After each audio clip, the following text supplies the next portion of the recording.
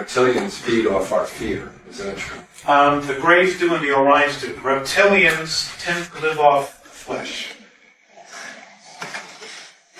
That's not an area I like to go into much.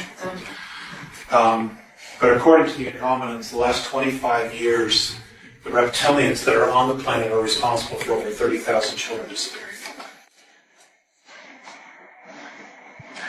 I get in a lot of trouble when I talk in UFO circles about this. You can't talk about that, Alice. Why not? In Westchester County, New York, in the last 3 years, 5,000 children have disappeared without a trace. In New York? Westchester County, New York. George Andrews, E.T. Friends and Foes, he's got a huge section in his book on that. And nobody wants to talk about it. You know, denial is the dragon we all have to slay. It isn't Lucifer, it isn't Satan, it's denial. Denial of our own divinity. And responsibility. Yes, sir. Is the missing people or children who disappeared just Draconians or other races taking children just for other purposes to take them back? Greys have done extensively taken children as well. A lot of them are on their motherships. A lot of the children were taken to Phobos, which is also an artificial satellite. And they've been experimented on. The planet as a whole, over 100,000 people a year vanish without a trace. On the planet. They figure 25,000 in the United States on average. Just disappear without a trace. What about adults? If adults are free spirits, they can't touch you as free spirit, or can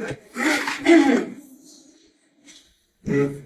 As a free spirit. In other words, the way I understand you're saying that some of these people can't bother you, you know. They can't own your soul. They can't, Yeah. the soul's eternal. But your soul's in this physical form. Right. That's easy to cart around. Well, who picks these up? Not dragon, but these Tyrians. Do they have people like us who wait for these children? They sure can't come 8 miles up. They can't live on the earth. I don't know. They have help. They have help.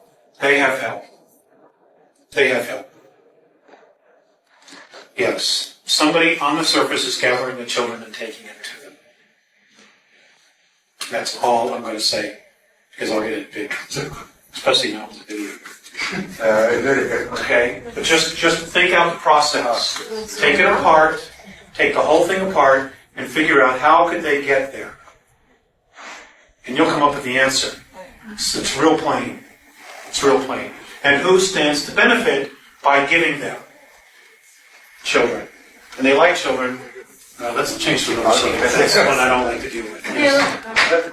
Okay. Yes, go ahead. Yeah. I wanted to go a little bit into the polarities, the negative, positive. I'm just curious, why is the negative required to have the positive and vice versa? I noticed when you had the 12th frequency or level, that it was simply the positive. Now, is there still a corresponding negative to that? Okay, that's a good point. Okay, we have 11 creational densities. There is always a duality. Now, up until you reach the 6th density, the positive and negative polarities commingle with each other. They interweave, like this. When you get to 7th, the two share a space, but they do not commingle. Now, since I've not been to 7th density, all I can give you is what's been explained to me. The two can coexist simultaneously in the same space, but at the same time, they're not commingled. In other words, if I'm a negative soul and you're a positive soul, you will see what I'm doing, but whatever I do will have absolutely no effect on you. None whatsoever, even though it's in the same space. Where here on Earth, I can do something to affect your reality. Okay? Which leads me into another thing. Folks, we're taught in metaphysics that you are responsible for everything in your life. that you absolutely positively create your own reality. Part of that is true, but there is such a thing as a violation of free will. There is. If there was no such thing, there'd be no karma. If there was no violation of free will, there would be karma. Is that something that's, It's a blind. is it something that's opposed though, or is it something that's... No, we're taught it's a metaphysical blind. And the whole purpose is to get you to take responsibility for what somebody else does to you, which lets them off the hook. Now this belief system was of course started by the ETs themselves, because they've been messing with us all this time. All this time. They're the ones responsible for creating religions. Literally. Literally. And it was to divide and separate us.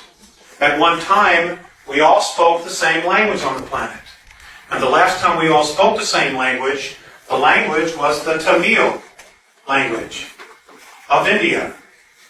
That was the one language we all spoke.